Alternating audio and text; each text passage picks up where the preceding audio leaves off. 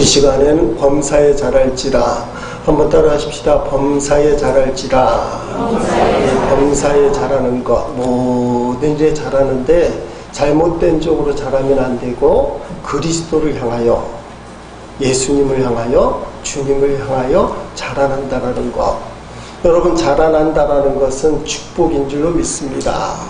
성장한다는 것은 좋은 일입니다. 우리 청년부 수련회가 있는 이 산청의 산마루 농원입니다. 이 산마루 농원은 원래부터 펜션이 아니고 사슴 농장을 하는, 우리 청년들이 또 사슴피 생각할까봐 그렇긴 한데 녹각만 판다고 그래요. 주인들도 사슴고기를 안 먹어봤다고 그러는데, 사슴 농장을 하다가 환경이 좋으니까 펜션을 지은, 그러니까 처음부터 펜션을 지은 아름답고 환경이 너무 좋은 것, 인터넷에 나와 있는 그것만 생각하면은 마음이 좀 무너지니까 우리 교인들이 그걸 보고 환상에 빠졌는데, 절반 좀 딱 잘라서 따라합시다. 농장인데, 예, 사슴 농장이에요. 거기다 이제 건물 한 6채, 7채 져서 펜션을 만든, 산청까지, 아무래도 답산을 갔다 오니까 마음이 좀 편해지잖아요. 환상도 좀 무너지고, 정말 수련회만 열심히 해야 되겠다. 그 생각을 지금 먹게끔 만들어서 너무 감사를 드리는데, 그 옆에 지리산이 크다 보니까 산청 내에도 우리 교회들이 많고 지역도 넓은데 완대리 교회라고 친구 목사가 목회하는 곳이 있습니다. 한옥으로 지은, 소개드린 적 있죠. 5월달에 감리교회에서 2번째, 그냥 흙으로 지은 흙집이 아니고 정통 한옥으로 억수로 작업이 많이 들어가. 그래서 교인이 10명도 안 되는 교회에서 목사님이 3번 20일을 금식기도 하고 지은 그 완대리 교회에 동기들이 모였어요. 이 봉헌식 하는 날 저는 갔습니다만 가보지 못한 친구 목사들도 있고 해서 한 5 부부들이 이렇게 모였습니다. 이야기 중에 재밌는 이야기들을 했어요. 아이들, 자라난 아이들을 성장판을 검사하면 키가 몇 cm까지 자라난다는 것을 알 수 있다는 거예요. 그러고 보니까 우리 교인들 중에서도 성장판 검사한 교인들이 좀 있더라고요. 그래서 우리 애는 키가 1m 75 자랄 예상이다. 그 친구 목사 중에 한 분이 그 얘기하는 거예요. 성장판을 검사했더니 우리 애가 178까지는 자랄 것 같다. 그런데 이상한 이야기를 하는 친구 목사가 있어. 목사가 장난으로 농담으로 얘기해도 뼈가 있는 얘기를 하는데, 키를 키우기 위해서, 여기 손을 이렇게 똑바로 놓으세요. 김종환 목사, 키를 키우기 위해서 뼈를 자른다는 거예요. 툭 부러뜨린다는 거예요. 뼈를 부러뜨리고는 다시 붙이면 키가 자란다는 거예요. 다 못 믿는 표정인데, 목사님이 농담을 해도 거짓말 하겠습니까? 근데 진짜 키가 안 자라면 차라리 그렇게 고통을 당해서라도 키를 키운다는 거예요. 목사님이 거짓말 안 할 것 같아서 제가 이번 설교가 또 범사에 자랄지라니까 집에 와서 인터넷 뒤져봤어요. 그랬더니 1,2자 로프 수술이 있대요. 1,2자 로프는 꼭 로프 이렇게 얘기했는데 러시아 사람이에요. 1,2자 로프라는 사람이 뼈를 부러뜨리면 자라게 하는 치료법을 개발했어요. 원래 이거는 교통사고나 사건 사고로 났을 때 뼈가 없거나 뼈를 키워야 됐을 때 하는 시술법인데, 일단 돈이 엄청 들고 환자가 무지막지하게 뼈를 부러뜨리고 늘리는 거니까 아프고, 그리고 위험한 수술이라는 거예요. 근데 그 수술법이 8cm까지. 그렇잖아요. 엄마 아빠가 땅딸에서 얘가 158밖에 안 자란다. 8cm 더 크면 166cm인데 하는 사람이 있을 수 있다는 거예요. 인터넷에 버젓이 소개를 했어요. 1,2자 로프 수술. 여러분, 세상에는 키가 못 자라서 8cm 더 키우려고 한 번에 되는 게 아니래요. 5번, 7번, 8번 뼈 탁 자르고 탁 자르고 키 키우려고. 그것도 양쪽을 해야 될 거 아니에요. 대퇴부 쪽 한답니다. 허벅지 있는데. 끔찍하죠. 여러분 자녀가 정상적으로 자라면 난장이가 아닌 이상 우리 교인들에게는 없습니까? 하나님 앞에 감사할 수 있기를 주의 이름으로 축복합니다. 성장한다는 건 복이에요. 그게 한이 맺혀서 이런 수술법은 원래 사건 사고를 위한 수술법인데 정상적인 아이에게 시술을 하는 그런 현실이 우리의 현실이라는 것입니다. 여러분, 성장하기 위해서 우리에게 필요한 게 뭐냐? 내게 주어진 것들을 감사함으로 받아들일 때, 이게 자양분이 돼서 여기서 성장하는 거지. 아, 나는 여기서 성장할 수 없다. 밭을 바꿔도 밭 바꿔주면 또 거기서도 감사가 없으면 또 옮겨지게 돼요. 따라합시다. 여기서 성장해야 된다. 여러분 지금 있는 가정에서 그 바꿀 수 없잖아요. 자식 바꿀 수 없고 부모 바꿀 수 없고, 부부는 가끔 바뀌는 경우도 있어요.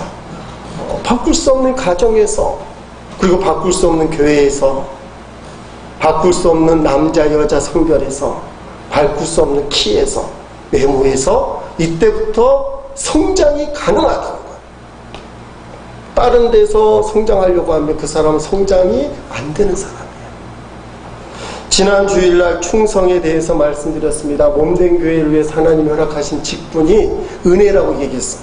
그래서 이 직분이 왜 은혜냐? 직분을 잘 감당하면 하나님이 큰 상급을 줘서 은혜라고 생각하는 건 성경적인 은혜를 모르는 거예요. 지금 내게 주어진, 손에 쥔 이 직분, 내가 목사라는 이 직분 자체가 은혜라는 거예요. 지난 주일날 그렇게 말씀드린 거예요. 내게 지금 주어진 환경이 은혜라는 거예요. 이걸 감사해야 된다는 겁니다. 그래서 은혜라는 게 뭐냐? 성경에 보니까 피스토스라고 그래요. 설득하다는 것인데, 신실함이라는 뜻인데, 이것을 보는 페이도라. 페이도라 뭡니까? 설득함. 하나님 앞에 설득당하는 것이 바로 충성이라는 거예요. 충성은 어떻게, 하나님의 은혜는 어떻게 감당해야 됩니까? 맡은 자에게 구할 것은 충성인데, 이 충성이라는 것은 내게 주어진 이 현실, 감사하면 하나님 앞에 저절로 설득이 되잖아요. 감사합니다. 그런데 감사가 안 나오는 이 현실을 하나님의 뜻으로 받아들이고 그것을 설득당해서, 하나님 앞에 설득당해서, 나의 스스로는 설득이 안 돼요. 신앙생활은 내 힘으로는 안 돼요. 근데 하나님이 설득당해서 내적으로 평안을 유지하는 상태가 충성이에요. 16살짜리 딸을 백혈병으로 잃고 최용독 간사님이 하나님은 실수하지 않으신다네. 하나님 한 번도 나를 실망시킨 적 없으시고. 여러분 그 찬양 했다고 말씀을 드렸잖아요. 그게 충성이에요. 그러니까 믿음이 자라고 삶이 자라기 위해서 우리에게 필요한 게 뭐냐? 따라합시다. 충성. 충성은 열심히 땀 흘리며 일하는 것이 아니고 내게 주어진 환경을 하나님이 주신 것이라고 설득을 당해서 하나님의 일을 어떻게 해요? 열심히 하는 거야. 감정이 상해도 열심히 하고, 몸이 아파도 열심히 하고. 저도 어젯밤에 몸이 안 좋았는데 열심히 한다고 하니까 하나님이 몸이 좋게 되셨어요. 되셨다? 보이게 된 거예요. 몸이 좋아 보이게 된 거예요. 열심히 하는 거예요. 상황이 나빠도 하나님 앞에 설득당해서 이건 내가 해야 할 일이다 하고는 열심히 하는 게 충성이에요. 그 충성의 가장 핵심은 흔들림이 없는 거예요. 잘할 땐 엄청 잘하고 못할 땐 아예 때려치는 건 충성이 아니에요. 충성은 이 일이 하나님의 뜻인가 보다 하고 받아들이는 거예요. 근데 이게 실제로는 쉽지 않아요. 반드시 과정을 거치게 되고 눈물의 기도를 지나가게 돼요. 성경은 범사에 감사하라, 항상 기뻐하라, 가운데 쉬지 말고 기도하라고 놨어요. 기도할 때 활짝 웃으면 할렐루야 하나님 감사합니다 이런 사람도 있지만 다 기도하죠. 다 주여 인상 써요. 따라합시다. 힘들게 기도하는, 그게 기도의 본질이에요. 기도는 노동인데 힘든 거예요. 항상 기뻐하라, 쉬지 말고 기도하라, 범사에 감사하라, 이는 그리스도 예수 안에서 너희를 향하신 하나님의 뜻이다. 기뻐하고 감사하기 위해서는 기도의 과정을 거쳐야 돼요. 그래야 진짜 기뻐하는 사람이 되고 충성하는 사람이 돼요. 인간이기 때문에 여러분 모든 게 좋을 리가 없잖아요. 마음에 안 드는 구석이 많잖아요. 근데 그걸 하나님이 내게 주신 것이라고 설득을 당하고 감당하는 거예요. 부모로서, 자식으로서, 교인으로서, 세상에서 맡겨진 일을 맡은 사람으로서. 그게 충성이에요. 그림을 하나 보시겠습니다. 이 사람 잘 아시죠? 하도 유명해서 재작년부터인가 전국 우리나라에도 들어오기 시작했는데 닉 부이치치라는 사람, 발음하기 좀 그렇긴 하죠. 호주 사람이에요.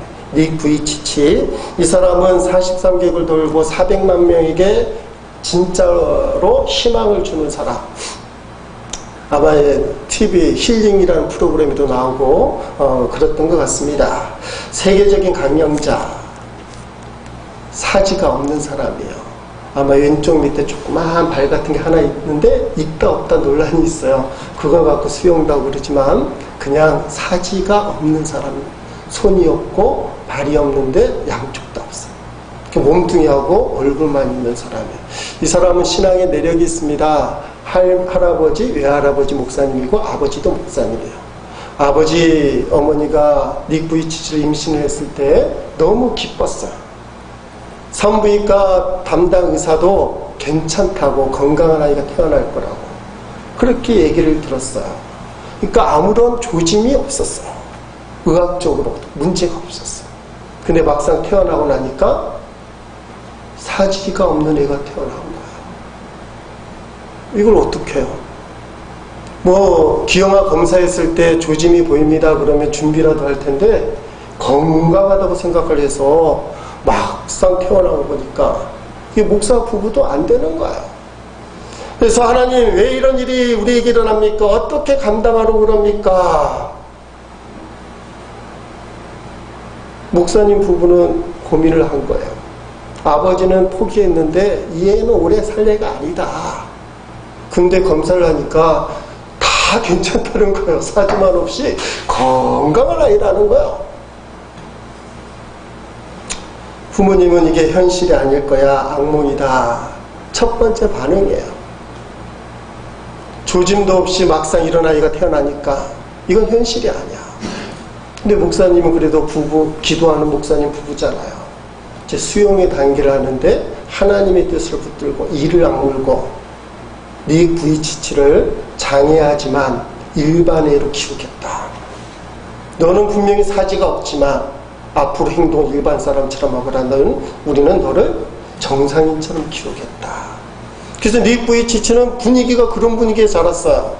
집에서 정상인 분위기처럼 뭐 괴물처럼 보는 게 아니고 당연한 것처럼 점이 있는 것처럼 그렇게 생겼다. 근데 문제는 어디 가서 부딪힙니까? 학교 가면 부딪히는 거예요. 8살 때 학교에 들어가니까 처음으로 사람들에 대한 수모, 수치. 애들이 다 동물원에 원숭이 보듯이 손가락질을 한 번 더 보고. 닉 부이치치가 8살까지 사지는 해맑아요. 8살 들어가기 시작부터 인상을 쓰기 시작하고 조그만 나이에 자살을 시도합니다. 끔찍한 이야기죠.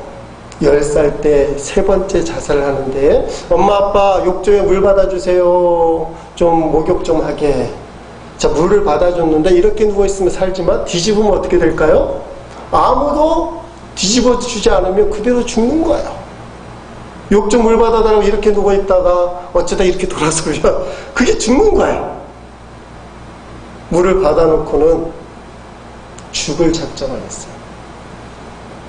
여러분이 들어보는지 모르겠습니다. 그가 자살을 하진 않아요.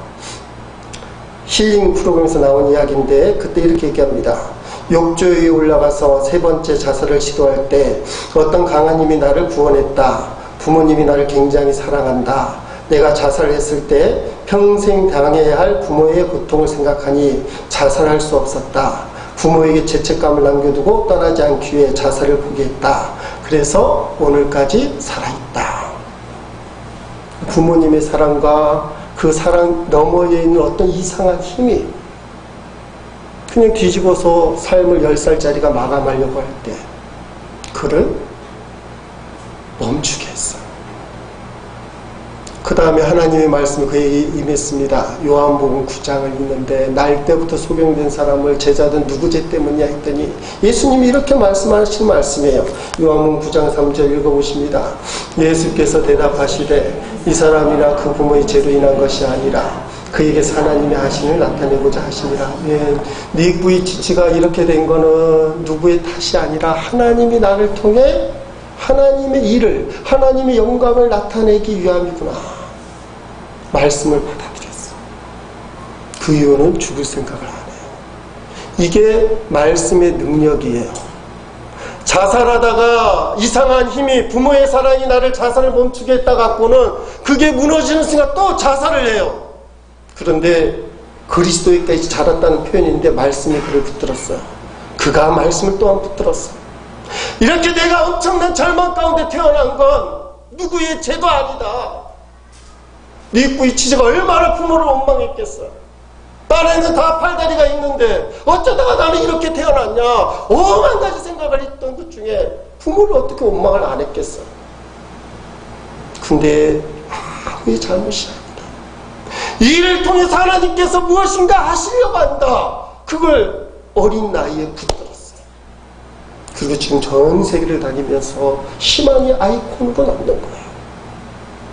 그가 남다른 말씀을 또 하나 자기에게 주어진 말씀이라고 해서 받아들인 말씀이 있습니다. 예레미야 29장 11절 말씀입니다. 읽어봅니다.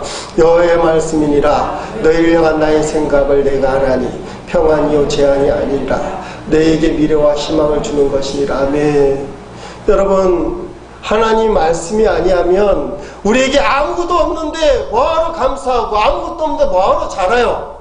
뭐하러 내일 잘 될 거라 생각하고 오늘 열심히 살겠어요?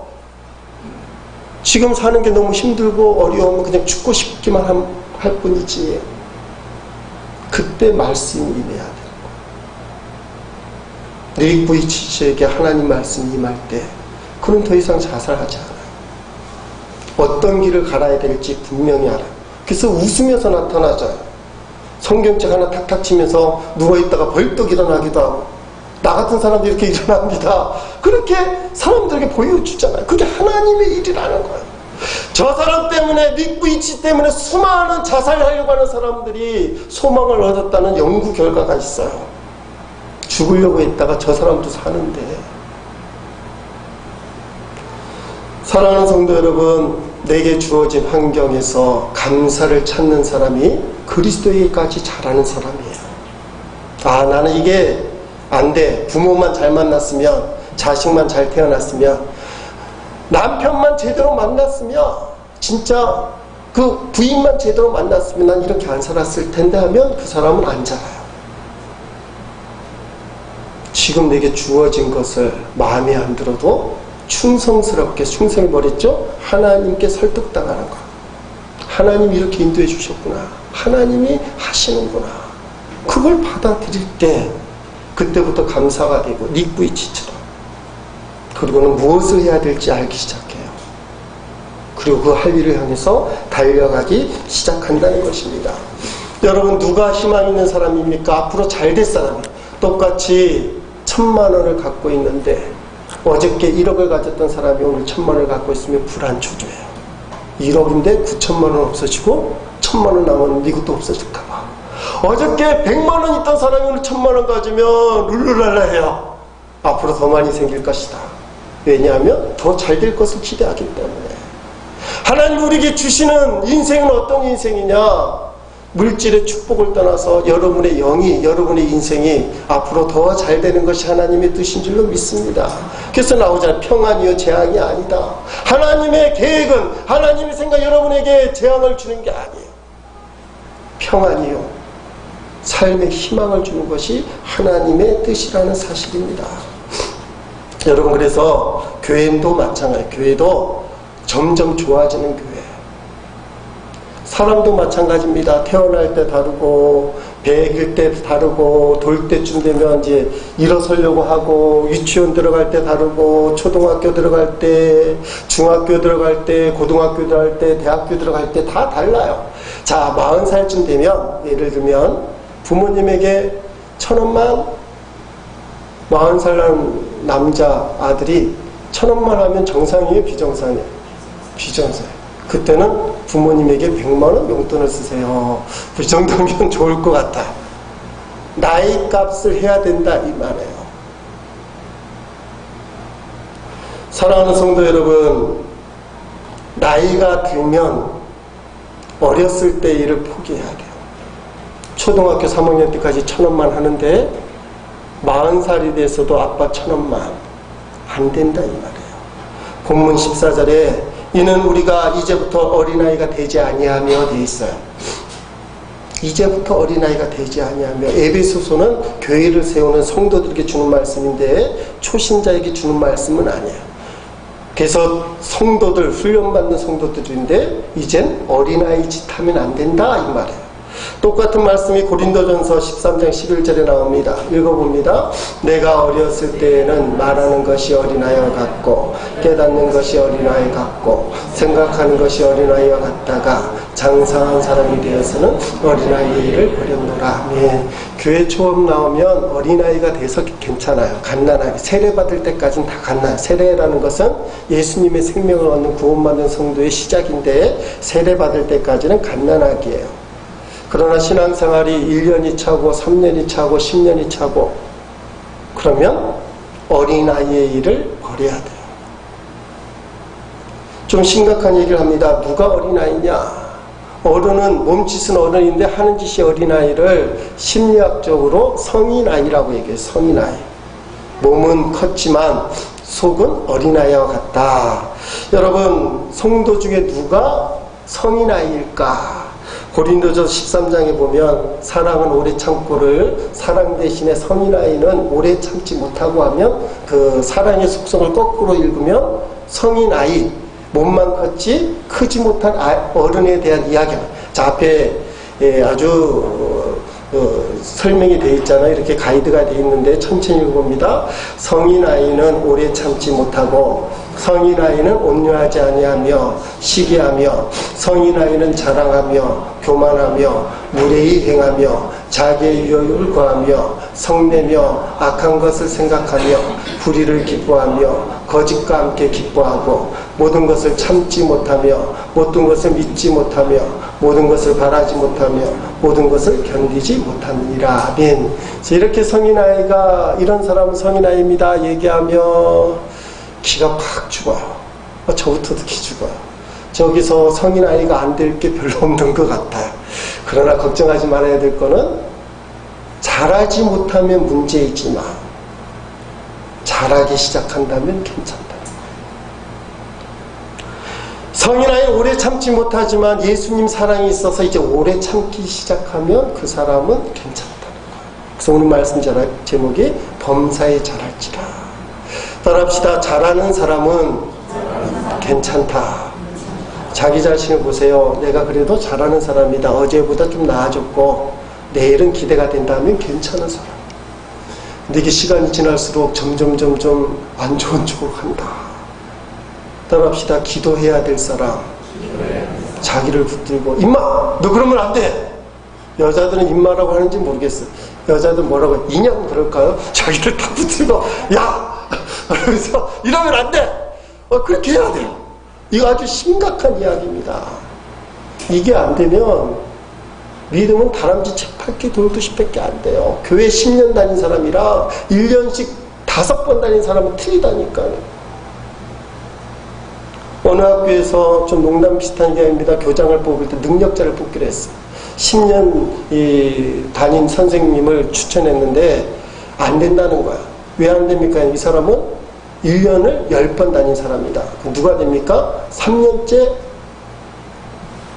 학교 나오는 선생님 교장이 됐어요. 왜 이 사람이 됩니까? 이 사람은 3년 동안 다닌 사람이다.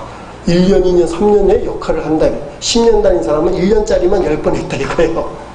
신앙생활을 집사님, 권사님 됐는데 1년짜리만 수십 년 된 사람이 있어요. 안 잘하는 사람이에요. 초신자지만 말씀을 받아먹고 영적으로 기도하고 주의 뜻을 헤아리고 믿음이 잘하는 사람이 있어요. 오늘 본문 15절은 이렇게 표현하고 있습니다. 다 같이 읽어봅니다. 본문 15절 말씀. 오직 사랑 안에서 참된 것을 하여 범사에 거기까지 자랄지라. 그는 머리니 곧 그리스도라. 아멘. 예수님께까지 자라가야 돼요. 자기 자신을 돌보면서 내 믿음을 성장하는가 자라봐야 돼요. 여러분, 그리스도가 머리라는 게 도대체 무슨 뜻일까를 고민을 해보니까 그리스도의 생각이 내 생각에 가득 차는 거예요. 우리는 내 생각을 주님이 도와주는 걸로 생각하지만 그게 아니라 내 생각 속에 주님의 생각, 그리스도의 생각이 가득 차는 게 그리스도가 내 머리라는 뜻입니다. 그렇기 때문에 우리가 어떻게 자라야 되느냐, 범사에 어떻게 자라야 되느냐. 첫 번째는 예수님을 바라봐요. 예수님 안 바라보고 세상 바라보면서 자라면 세상을 닮아가게 돼 있어. 그래서 히브리서 12장 2절에 보니까 믿음의 주여 또 온전케 하시는 예수를 바라보자 돼 있어요. 믿음의 주, 온전케 하시는 분이 예수님이다, 그렇게 돼 있어. 두 번째는 예수님을 생각해야 돼. 예수님을 생각하지 않고 생각나는 대로 말하는 사람은 잘하지 않아요. 자, 히브리서 3장 1절 말씀 읽겠습니다. 그러므로 함께 하늘의 부르심을 받은 거룩한 형제들아, 대제사장이신 예수를 깊이 생각하라. 아멘. 자, 예수님도 바라보지 않고 예수님도 깊이 생각하지 않는데 들은 풍월이 있어서 믿음이 좋은 것처럼, 목사님 기도하면 되는데요, 하나님의 은혜로 다 될 겁니다. 요새 이 말을 많이 해서 좀 그렇긴 하지만 이게 문제가 된다는 사실을 본인이 모르는 게 진짜 문제예요. 예수님 생각하지도 않고 예수님 바라보지도 않으면서 입 바른 소리로 믿음으로 하면 다 됩니다, 하나님 은혜로 다 됩니다, 기도하면 될 겁니다, 언제 하나님이 가르쳐주지도 않았는데 그거 갖다 붙이면 될 것처럼 사람들이 모여서, 교인들하고 모여서 얘기하면 생각도 없이 예수님 생각하지도 않고 기도하면 됩니다. 그 말하면 누가 반발할 사람이 어디 있어. 그런데 옳지 않다는 걸 아는 것은 참 힘든 것 같다. 자, 여러분 보십시오. 도둑놈들이 모여서 도둑질을 하는데 어저께 건수가 1000만원 털었는데 오늘 500만원 밖에 안 털었어. 그랬더니 믿음 좋은 도둑은 기도하면 됩니다, 하나님의 은혜로 채워주실 줄을 믿습니다, 하나님이 특별히 역사하실 겁니다, 할렐루야, 아멘. 그 하나님의 뜻일까요? 하나님을 생각 않고 하나님을 바라보지도 않고 그냥 자기 생각대로 믿습니다, 주실 줄로 믿습니다, 하나님의 은혜로 될 줄로 믿습니다. 얼마나 위험한지를, 어린아이니까 생각나는 대로 말하는 거예요. 그게 신앙이 좋은 것처럼 착각하는 게 얼마나 큰 문제인지를 본인이 몰라요. 왜냐하면 어리니까. 초신자가 그러는 건 괜찮아요. 어리니까. 교회 나온 지 3년이 되고 집사가 아직도 그렇게 기도하면, 따라합시다, 한 대 패자. 옆에 있는 사람 팰 수도 있어요. 집사가 되는 툭하면 기도하면 되죠. 지는 기도도 안 하고. 하나님 은혜로 다 될 겁니다. 하나님 언제 된다고 그랬어요? 생각하고 하나님의 뜻을 받아요. 목사도 조심해야 됩니다. 무조건 나을 겁니다, 무조건 하나님 역사하실 겁니다, 함부로 하면 안 돼요. 성령의 인도를 받고 하나님 말씀해 주셔야 하는 거예요. 근데 그걸 아무런 주님을 생각하지도 않고 바라보지도 않으면서 자기 마음대로 자기 멋대로 살면서 그냥 내뱉는 거예요. 그게 여러분, 하나님의 이름을 망령되이 하고 십자가에 달리신 예수님을 고통스럽게 하는 걸 본인은 몰라. 형식적인 신앙을 내뱉어서 경건의 모양을 갖춘 척했지만 그 속에는 더러운 자아의 욕심이 가득 차 있는 사람, 자기 욕심을 이루기 위해서 하나님을 이용해 먹는 사람, 자기의 소원을 이루는 것이 하나님의 뜻이라고 강변하는 사람, 그게 얼마나 탐욕스럽고 잘못된 신앙이고 자라지 못한 어린아이 신앙인지 몰라요. 그걸 깨쳐야 되는데, 여러분, 주기도문 외울 때 아버지의 뜻이 하늘에서와 같이 땅에서도 이루어지게 하소서, 이게 믿음이에요. 하나님의 뜻을 보고 이 땅이 이루어지는 걸 바라보는 게 믿음이에요. 하나님의 인도함을 받고 고백하는 게 신앙이에요. 그러므로 주님을 바라보고 주님을 깊이 생각하지 아니하면 믿음은 자라지 않아요.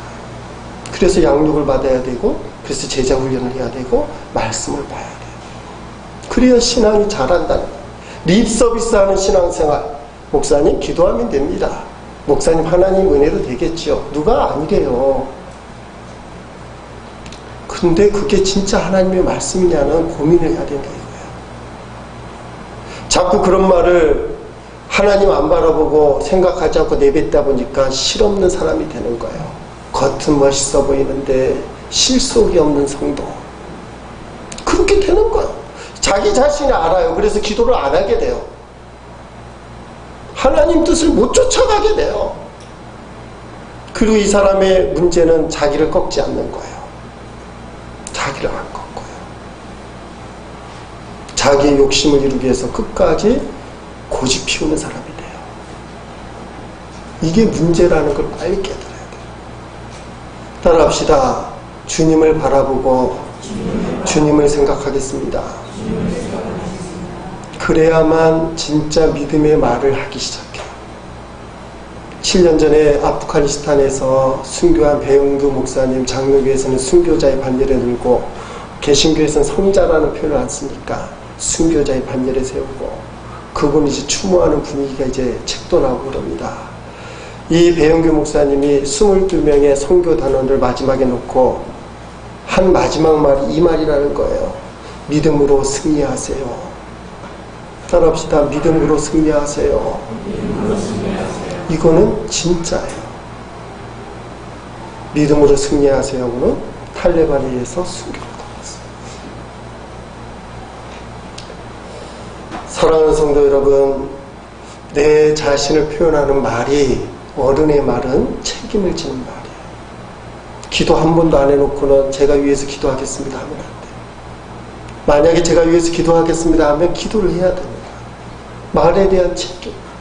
하나님의 은혜로 될 줄로 믿습니다. 교회 일이 그렇게 하나님의 은혜로 될 줄로 믿습니다 하는 성도의 책임이 뭐예요? 하나님의 은혜가 임하도록 노력을 해야 되는 거예요. 십자가를 세우고 자신을 희생하고 교회를 세우는 게 하나님의 은혜가 임하는 것이지, 말로만 하나님의 은혜로 될 줄 믿습니다. 교회니까 교회를 하나님 다 하실 겁니다. 자기는 뒷짐지고 아무것도 안 한다. 따라합시다. 어린아이다. 그런 사람은 책임을 못 맡기잖아요. 자신이 내뱉은 말에 대해서 책임을 지는 게 성숙한 사람이 되는 거예요. 여러분, 주님을 위하여 자기를 드릴 수 있는 사람이 성숙한 사람. 아까 말한 것처럼 40살 된 아들이 1,000원만 하는 것이 아니라, 아버님 제가 이번에 보너스를 받았는데 절반만 드릴게요. 300만 원입니다. 아멘하면 그렇게 될 줄로 믿습니다. 교회에서 꼭 돈으로 그렇게 하냐 했지만 그 농담처럼 하는 거잖아요. 부모님에게 용돈을 척척 주는 게 성숙한 아들, 딸의 모습이죠. 교회에서의 일꾼이 누굽니까? 왜 일꾼이라고 그래요? 주의 일꾼, 주님의 일을 하는 사람이에요. 주님이 가려운 것을 긁어주고 가슴 아파하는 것을 함께 아파하며 시원하게 해주는 것, 그게 주님의 일꾼이라는 것입니다. 그러기 위해서는 자기를 희생해야 돼요. 그래서 마태복음 16장 24절에 이렇게 얘기합니다. 예수께서 제자 이르시되 누구든지 나를 따르고는 자기를 부인하고 자기 십자가를 지고 나를 쫓아올 것이다.